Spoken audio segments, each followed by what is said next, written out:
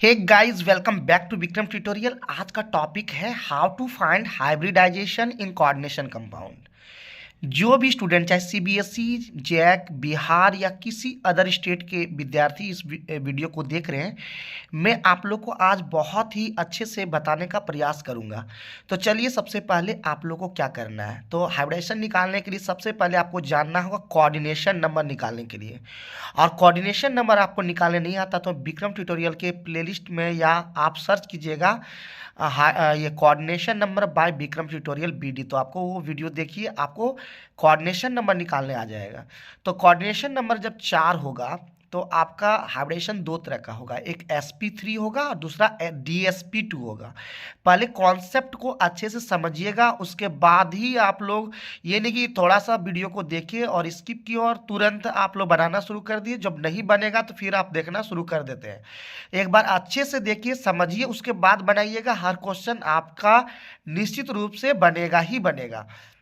तो coordination number 4 होगा, 4 होगा तो हाइब्रिडाइजेशन sp3 होगा, और sp3 होगा तो उसका ज्योमेट्री या शेप टेट्राहेड्रल होगा। और दूसरा तरह का होगा, जब 4 होगा dsp2 होगा तो इसका ज्योमेट्री या शेप स्क्वायर प्लानर होगा। तो ये आप दिमाग में सेट कर लिए क्या? अगर सेट कर लिए तो बहुत अच्छी बात है, नहीं सेट किए तो आपको सेट करना ही है।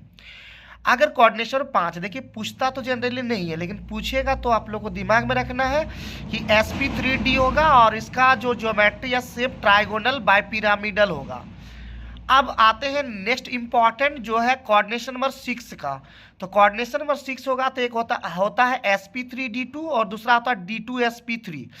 sp3d2 जो होता है वो होता है आउटर ऑर्बिटल कॉम्प्लेक्स या हाई स्पिन या स्पिन फ्री कॉम्प्लेक्स। इसका नाम ध्यान रखिएगा, कभी कभी क्वेश्चन में इस तरह से पूछा जाएगा।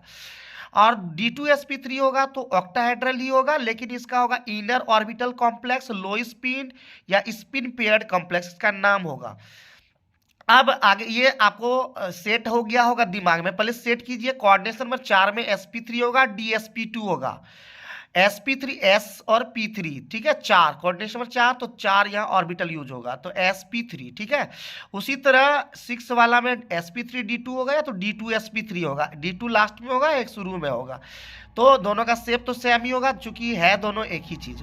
अब आते हैं और इम्पॉर्टेंट चीज बात करते हैं। आपको एटॉमिक नंबर पता होना चाहिए किसी भी सेंट्रल मेटल का। तो Fe यानी आयरन का होता है 26, कोबाल्ट का 27, निकेल का 28, कॉपर का 29, जिंक का 30, प्लेटिनम का 78, Mn का 25, क्रोमियम का 24।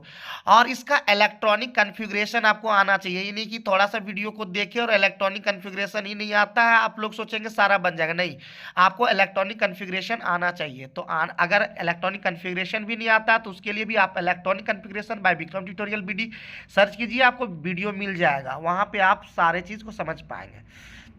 अब समझते हैं जो एकदम इंपॉर्टेंट चीज इधर पॉइंट बाय पॉइंट लिखे हुए हैं। तो सबसे पहले आपको जानना होगा Cl minus H2O F minus, ये सब क्या होता है? वीक लिगेंड होते हैं, ठीक है। वीक लिगेंड होते हैं, वीक लिगेंड इसलिए आप लोग को याद रखना है क्योंकि यहाँ पे लिखे हुए हैं it can not pair the unpaired electron.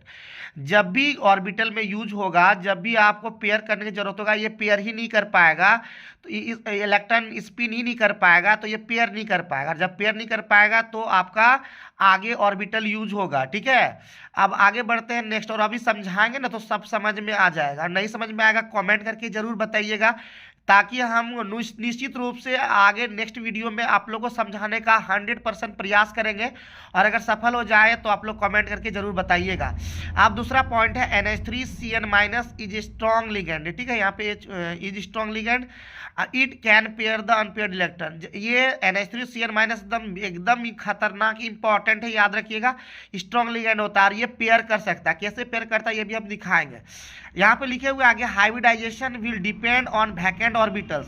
तो हाइब्रिडाइजेशन किस पे डिपेंड करेगा? वैकेंट ऑर्बिटल्स पे डिपेंड करेगा। If vacant orbitals of D orbital is 1 then sp3d2, याद रखिएगा, ठीक है।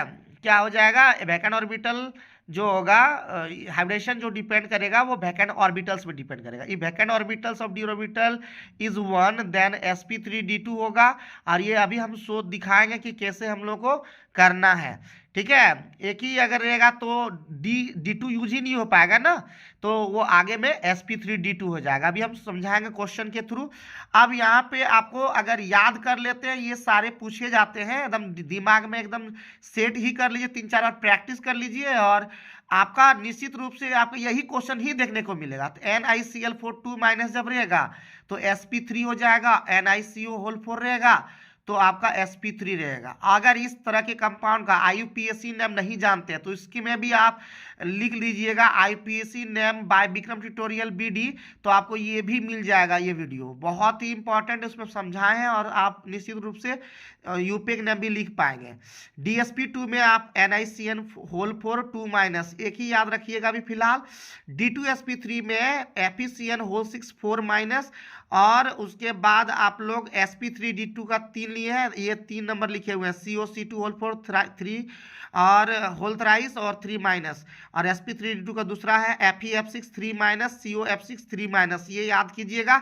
आप लोग प्रैक्टिस कीजिएगा, नहीं भी याद कीजिएगा अभी ट्रिक बताएंगे ना कि आप बना पाइएगा। बनाने के लिए भी यहाँ पे हम लिखे हुए हैं ना, बनाया हुआ, जैसे 1-2 इलेक्ट्रॉनिक कन्फिग्रेशन भी हम यहाँ कर दिए हैं ताकि आपको दिक्कत नहीं हो। और वीडियो थोड़ा सा लंबा इसलिए हो रहा है क्योंकि थोड़ा सा आपको समझाना ही पड़ेगा। अगर आप समझाएंगे नहीं, आप छोटा वीडियो बना भले देंगे लेकिन आप समझ ही नहीं पाइएगा तो आपको क्या फ़ायदा होगा वीडियो देखने का।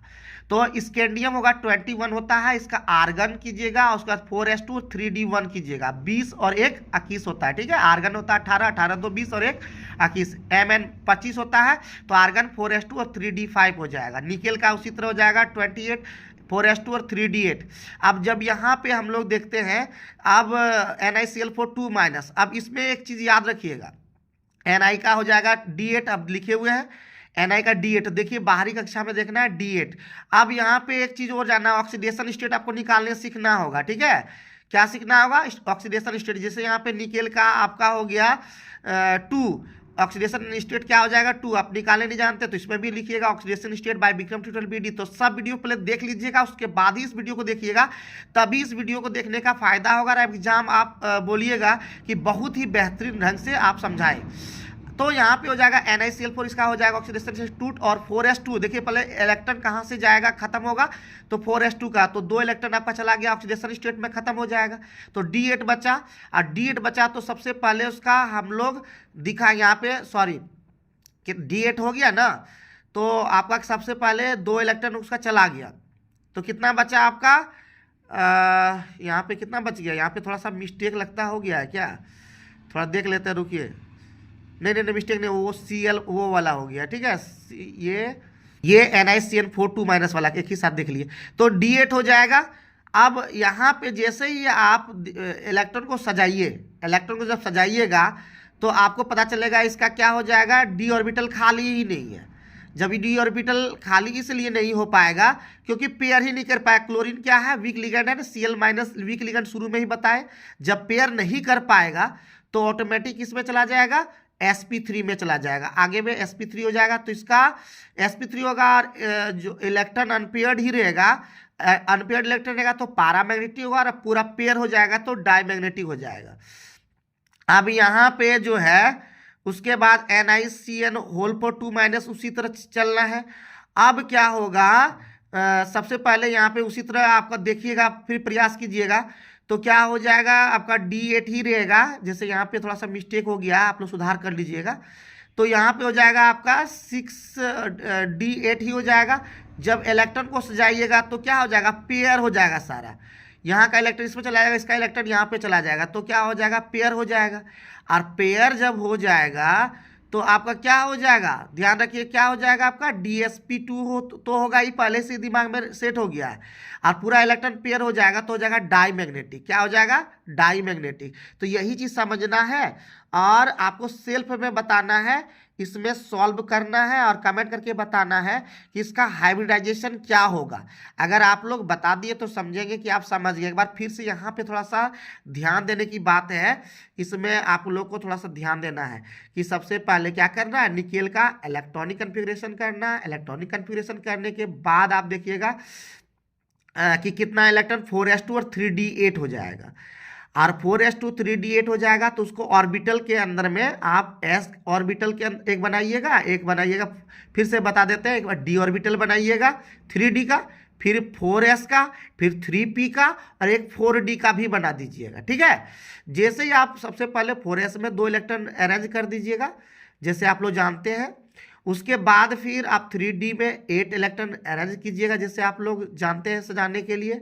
सबसे पहले एक इलेक्ट्रॉन फिल करेगा, फिर पेयर कर दीजिएगा, और उसके बाद ऑक्सीडेशन स्टेट निकालिएगा, और ऑक्सीडेशन स्टेट में पहले 4s का इलेक्ट्रॉन चला जाएगा, उड़ जाएगा, और उसके बाद डी में आप तभी उसको पेयर करना है।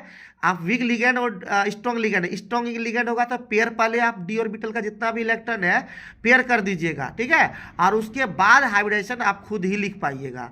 देखेंगे ऑर्बिटल वैकेंट है तो आपका क्या हो जाएगा, डी से स्टार्ट होगा, और वैकेंट ऑर्बिटल नहीं है तो एस से स्टार्ट होगा। तो बस यही बात याद रखिएगा, और अगर आप समझ पाए हैं इस वीडियो के माध्यम से कमेंट करके जरूर बताइएगा, नहीं समझ पाए हैं तो नेक्स्ट वीडियो में और भी इसको और भी तरीके से हम लाने का प्रयास करेंगे। तो आज के वीडियो में इतना ही, फिर मिलते हैं नेक्स्ट वीडियो में। तब तक पढ़ते रहिए, लिखते रहिए, होशियार बनिए, बट ठान लिए कुछ करने का, नहीं रुक जाने का।